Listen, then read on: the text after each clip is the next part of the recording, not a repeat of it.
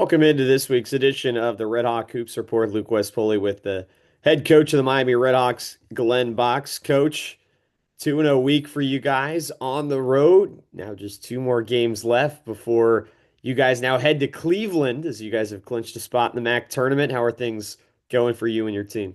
Man, things are going well. I appreciate you. I had a good day of practice yesterday and looking forward to another good practice today. So right now we're in good spirits. Things are going well. Thanks. Taking a look at these games from this past week, starting with Eastern Michigan, the midweek game, obviously led by a lot at halftime, and things did not go your guys' way in the second half. But I think it can be difficult after seeing a huge lead disappear to kind of recover from that. You guys were pretty dominant in what was an overtime win for you guys. You outscored Eastern Michigan 17 to 7 in the overtime. What do you think changed from the second half to overtime? And was there any sort of message you had for your team, I guess, when regulation ended? Well, I think for the most part, what happened was their dominant post player fouled out, and that allowed us to really take a stranglehold onto the game, and so it worked in our favor. But they hit a ton of threes. I can't remember if it was eight or nine threes in the third, but a lot of those threes were, you have to give them credit for making them, but a lot of those threes were our fault. It was just system breakdown stuff, and it was just something that we needed to clean up, down the stretch, and we did. We found a way. We did what we were supposed to do, and I was certainly happy, very happy. Anytime you can win on the road, it's a great thing, and I was elated that we won that game.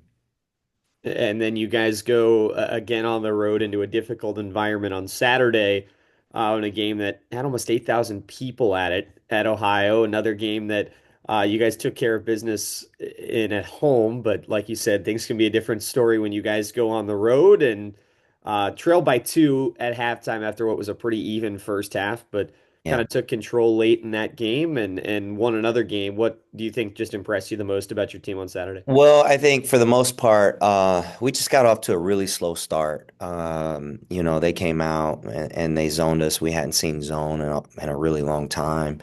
And I think it just kind of, I don't know, it just kind of threw us off a little bit. And we had some shots that we just didn't make. And so, that's a team that we had already beaten by, 30 plus. And so there was some frustration that was mounting. And we went into halftime. We figured it out.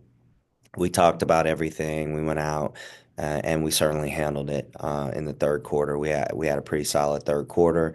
Obviously, they were in the ball game. They wouldn't just go away. I think I can't remember how many field goals they had in the game. They really didn't have a lot. I felt like we guarded pretty decent. We just kept putting them on the line. Some questionable stuff. Kept putting them on the line, kept giving them life, which didn't allow us to really stretch the lead. But again, our kids found a way. We fell into a comfort zone offensively, in the third, which I think propelled us to the win. Lucretia Edwards had 13, a pretty efficient 13 in 19 minutes for you guys. She hit three threes. She's been coming off the bench, it feels like a little bit more of late. I think you've been using your bench pretty liberally at this point, right, with the amount you've been winning. But uh, has she looked different to you at all over the last month or so? The thing about her is she can score. That's always been her thing. She's always more than capable. She works hard. She shows up every day. It's just that, opportunities are tough on this team because this is a pretty solid team. And so the thing that you can say about her is that when the number's been called in the last month or so, she's answered the bell, with that comes even more responsibility, to do it again and again and again. And that's what we're hoping that we can get from her, and she's a great kid. And she was a starter last year. When she went down for us last year, she was our best guard. I think that speaks to how much better we are right now, and how good she actually is. And so it comes as no surprise when she comes off the bench and she does what she does sometimes. And we need her. We talked to the team yesterday. I think looking at our stats, we are like 10 and 0 when we score 11 when our bench scores 11 plus 11 or more points since pretty much the Christmas break. That's telling in my opinion. And we're like 1 and 6 when we scored 10 and less. So we need our bench, and we have to find a way to get production from our bench. Our kids who start, they share in some of that responsibility to getting other people involved, whether it's their transition, whether it's being so unselfish, whether it's setting a timely screen, like I saw, in set for Lucretia in transition the other day. Like we need those kids to help get those other kids involved.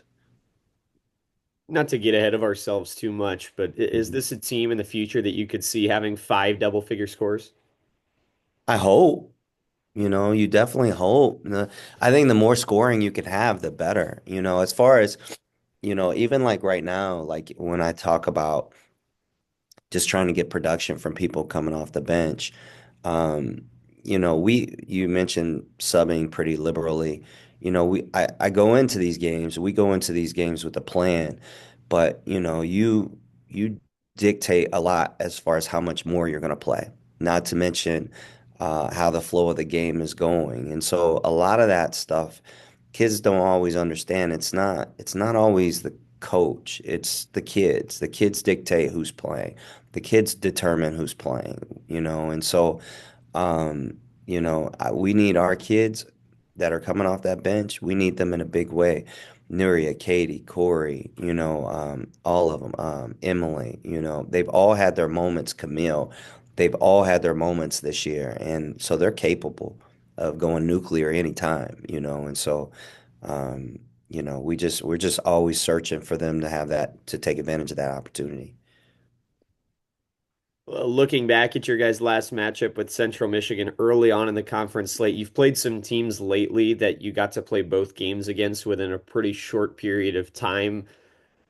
Does it change your scouting at all or your preparation at all from a coaching standpoint, knowing that, yes, you lost to Central Michigan by one on the road the last time you played them early on in the max slate, but you guys seem to look like a much different team right now than you guys did then? We do, but they're playing with a lot more confidence too.